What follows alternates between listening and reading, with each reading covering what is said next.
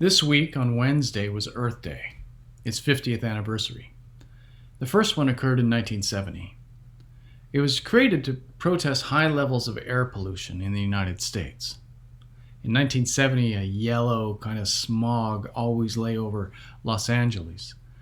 And in many cities, in the morning, if you rubbed your finger on a window, you would get this black stuff on it from all the soot that was just hanging in the air. And on the East Coast, there was famously a river that was so polluted from chemicals that it caught fire spontaneously. And cars belched out blue smoke. On April 22, 1970, 10% of the American population, 20 million people, took to the streets to protest against that lousy air. It was an amazing show of strength, and what seems incredible now, the Republican government of that time under President Nixon actually listened. And by the end of that year, in December, they had formed the Environmental Protection Agency, the EPA. And it had two jobs, to monitor pollution and to reduce those pollution levels. Over the years that followed, the EPA changed all sorts of industry standards. They ensured that scrubbers would be placed on smokestacks so that sulfur dioxide emissions would go down, and so would carbon monoxide emissions. Sulfur dioxide was one of the leading causes of acid rain, a problem we don't talk about much anymore, but which was a real problem in the 70s and the 80s. Emission standards on cars were also changed. The catalytic converter was introduced in the 1970s because of pressure from the EPA, and cars stopped belching out that blue smoke, which was so toxic. As a result, the air got cleaner in America. Los Angeles is no longer considered a smoggy city the way it used to be. Other countries noticed and followed suit. In Ontario, it's unlikely that we would have closed down our coal plants had it not been from the pressure that was created by that Earth Day and many Earth Days afterwards. Now, of course, not all pollution problems have been cured. Carbon dioxide is still a major problem. It's one of the greenhouse gases, and our scientists tell us that over the next 50 years, even shorter, we're going to see massive changes in our climate as a result unless we do something to reduce those levels. So it's not like this problem is completely licked, but a lot of the most obvious effects of air pollution have gone down significantly. Earth Day this year coincides with this COVID-19 pandemic. And in some ways, it seems like the environment should be the least of our worries right now. Our attention, understandably, is focused on our own human welfare. We're deeply worried about our health and the health of people in nursing homes and homeless shelters. And we're horrified to see the toll that it's taken in places like New York City and Italy and Spain and Iran. And we fear the damage that it's doing to the economy may be devastating for years to come. But oddly, just as Earth Day came and went this week with relatively little fanfare, air pollution was back in the news. A number of scientific reports have found that there's a link between this pandemic and our air pollution levels. According to two new studies, the single best predictor of death rates from COVID-19 is air pollution.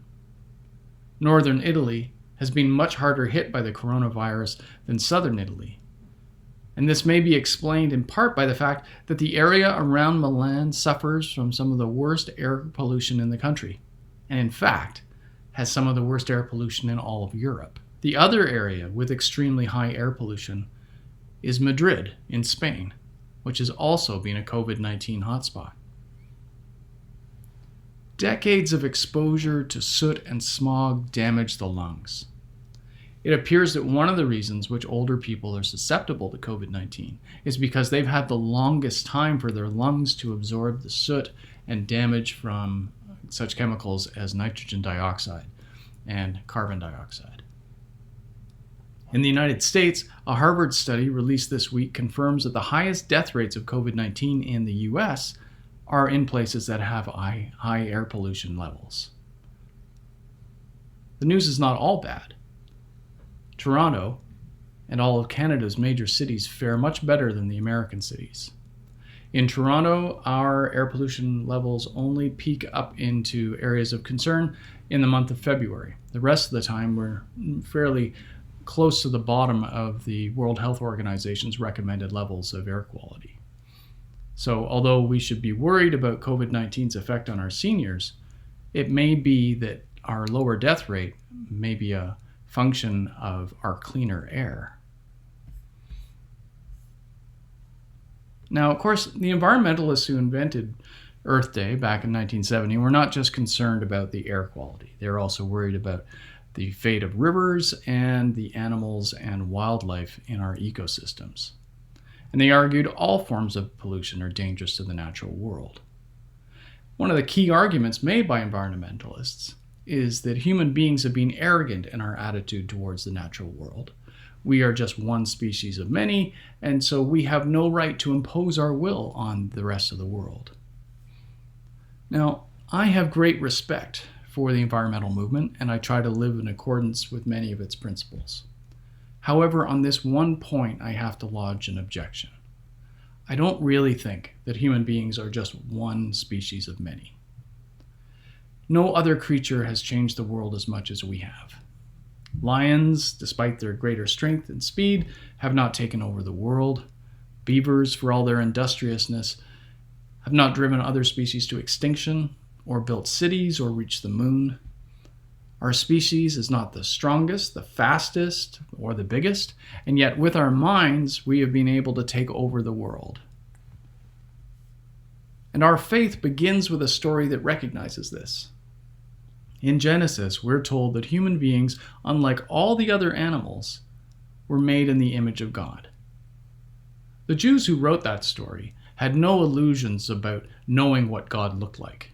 They were forbidden from carving images or painting any pictures of God, and so they didn't think that God had arms and legs and eyes and ears. When the Bible speaks that way, it's always metaphorical. The Jews were against representing God in any way. So when we're told in Genesis that human beings are made in the image of God, what they mean is that we are the place where the Spirit of God can reside, and what makes us similar to God is the way our minds function. We have been blessed with brains that can actually have the mental capacity to understand the wisdom of God. That idea that human beings are special is found in the book of Job as well, which we heard Kim read a little bit of this morning. You know the story. Job is a righteous man with 10 grown children, thousands of animals, a nice house, a devoted wife. He's been living the good life and without sin, and that is very clear in the story. He is a man without sin. And one day, God and the angels are in heaven talking about Job, and God says that he admires Job's righteousness and devotion. But one of the angels, known as the accuser, or the Satan, says, you know, if you were to take away Job's health and wealth, he would drop you like a rock. He's only loyal because he's living the good life. Take that away and his devotion to you will evaporate. And God says, okay, I think you're wrong. Let's find out. And so he gives the Satan permission to take away Job's possessions, his children, and even harm his health, but he's not allowed to take away his life. So the angel goes down to earth and gets to work. Job's children die, his flocks are stolen, his body is covered in painful boils, all in one day.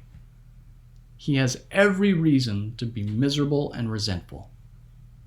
And 3 of his friends come by to console him. But what these friends really do is they try to convince him that the reason that he's suffering so much is because he must have done something wrong. He's sinned, and he should just fess up, and then God will forgive him, and then maybe his life can get back to normal. Job correctly defends his own innocence. He spends most of the book denouncing his friends' arguments, and he slowly realizes they're not friends at all, since they've come, yet they bring no comfort, just condemnation. Job slowly realizes that if an innocent man like him can be visited with such misfortune, the opposite must also be true. That evil people probably do get all the way to their graves without being punished by God. that the evil can prosper without punishment, just as the innocent can be punished. He sees that it's two sides of the same coin. This, however, Job's friends think is impossible. They insist that no sinner ever goes unpunished. But Job realizes he's wrong. God can exist and sinners can lead wealthy, luxurious lives, even as they torture and steal from the poor. Job compares his plight and the plight of those who are oppressed by evil people to being torn apart by lions or being abandoned to the wilderness, the home of ostriches and wild asses. Nature's wildest beasts and most desolate places are metaphors for the dangers which people can experience at the hands of others in the human world. Now, what Job wants most is an audience with God. He wants to make his case that he is innocent. He wants to be released from his misfortune, or at the very least, just be given permission to die so he won't have to suffer anymore. At last, God shows up in a whirlwind and replies to Job. But Job doesn't get the answer that he's expecting. God doesn't say, the reason you're suffering is because I made a bet with Satan and I win, so it's all good. And God doesn't say, the reason you're suffering is because you've sinned in a way that maybe you've forgotten or that you won't recognize. In fact, the answer that God gives doesn't talk about human beings hardly at all. Instead, God's answer provides a panoramic view of how God sees creation. Here are a few lines that God says to Job. Can you raise your voice to the clouds and cover yourself with a flood of water? Do you send the lightning bolts on their way? Do they report to you, here we are? Who gives the ibis wisdom or gives the rooster understanding? Who has the wisdom to count the clouds? God's answer is poetic, some of the best poetry in the Bible. And it also sounds scary and intimidating. At first, it seems like God is saying, you have no right to ask me anything because I'm so much more powerful than you. But as God's answers continue, the focus shifts. God's not just providing a list of all the great things that God has created, stars, seas, creatures. No, what Job is hearing is not just what God thinks, but how God thinks. God tells Job about parts of creation that are of no interest to human beings at all. Job is told about the wild asses and ostriches of the desert, whom God cares for, even though no human being will ever tame them or use them. God speaks of feeding the ravens, those black birds who are symbols of evil in the Bible.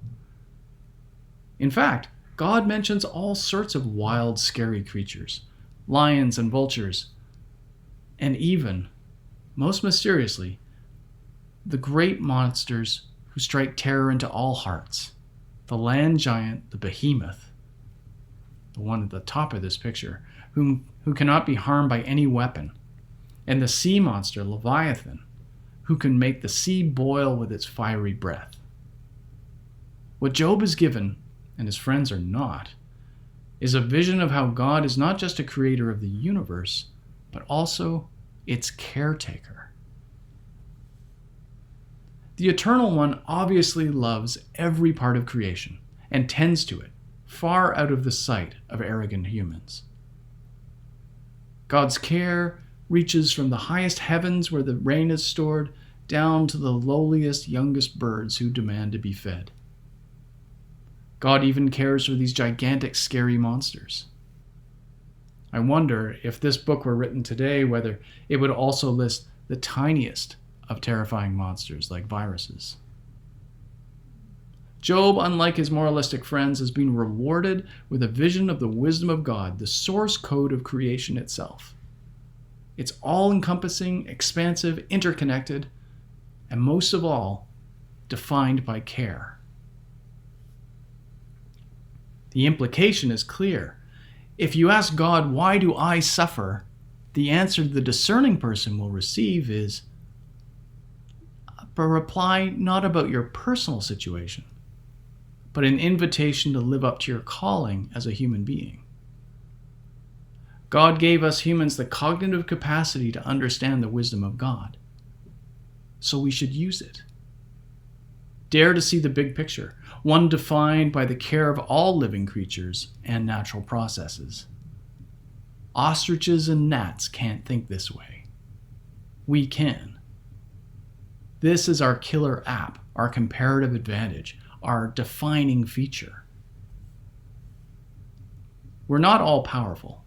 Surely the events of this month make that obvious. But we do have the opportunity to see into the workings of the universe as no other creature can. Yet we must do better than create long lists of what exists.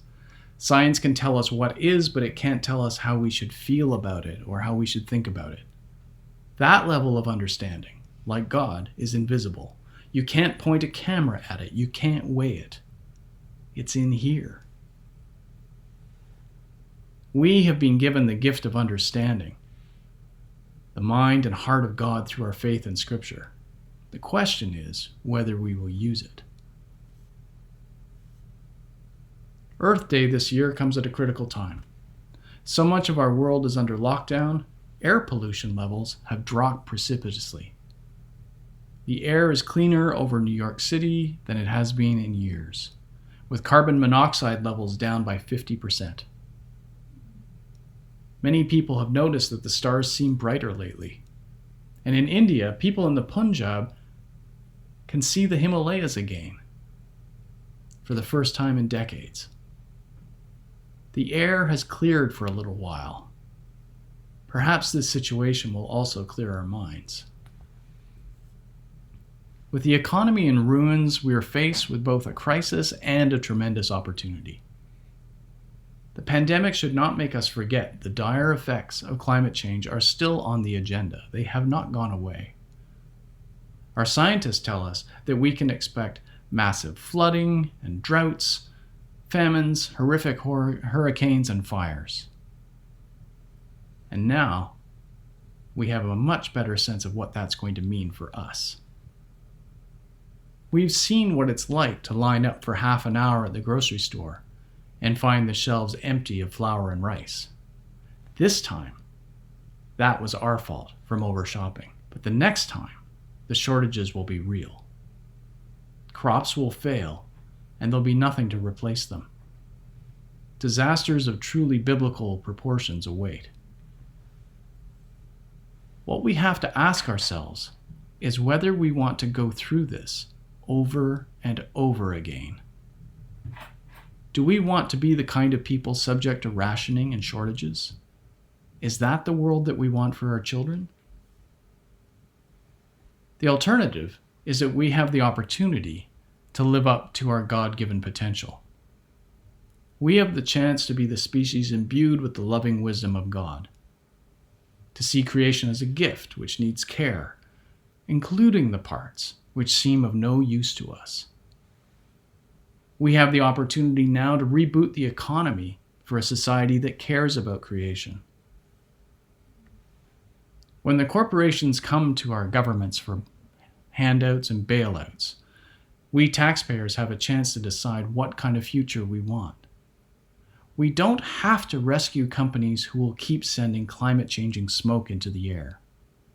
We can demand that we want cleaner air now, that we want the wild animals to have places to roam on their own, seen only by our drones and satellite cameras. We have the chance to care for the world as God cares for us and all creatures. We have a chance to restore the world to the beauty that we find so inspiring, and yet increasingly only find in television documentaries. We have the rare opportunity to redefine our world with wisdom. Let us pray that we have the courage to live up to our calling. Amen.